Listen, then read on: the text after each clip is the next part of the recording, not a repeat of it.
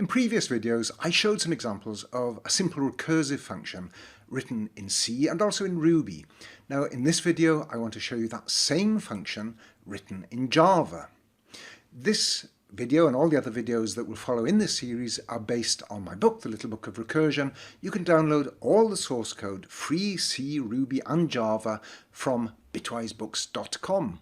Here's an extremely simple recursive function written in C. Now let's look at this in Java. Well, here's the Java version. Let me just unclick these so you can compare it more easily. As you can see, the two functions written in C and Java are very similar, even though C and Java are very different languages, not least because Java's object-oriented and C isn't. Now, all this function does is count to 3. It's not very useful, but it's simple to understand. And if you're new to recursion, it's really best to keep things as simple as possible. So let's have a look at it. In this if block, if the value of n is less than 3, the sum recursion function calls itself, passing the current value of n. It adds 1 to n, runs the if test again, and if n is less than 3, it calls itself again.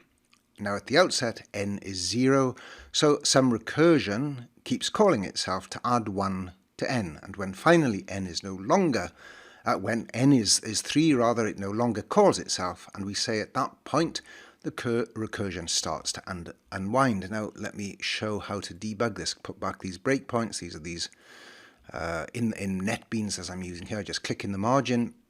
Breakpoints tell the debugger to stop, so I can look at the state of the program when I'm debugging it. I now start the debugger.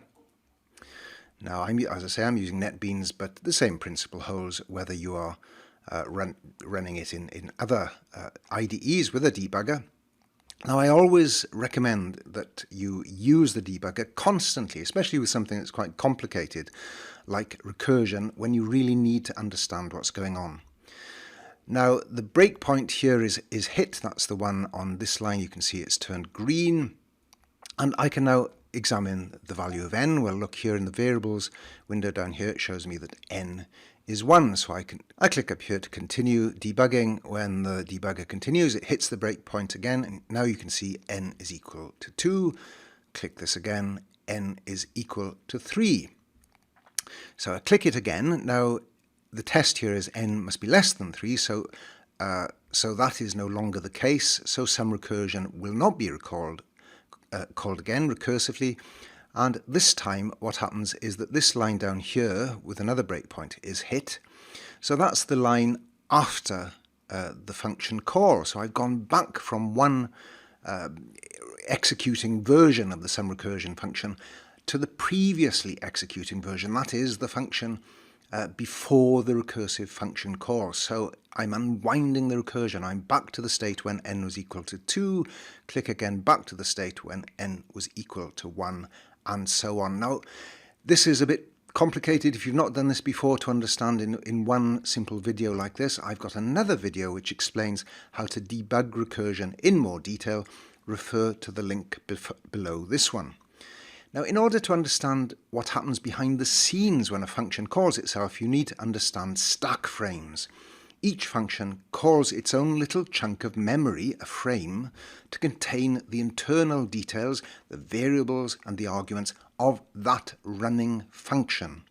Each time you call a function, a new frame is added to a bit of memory called the stack.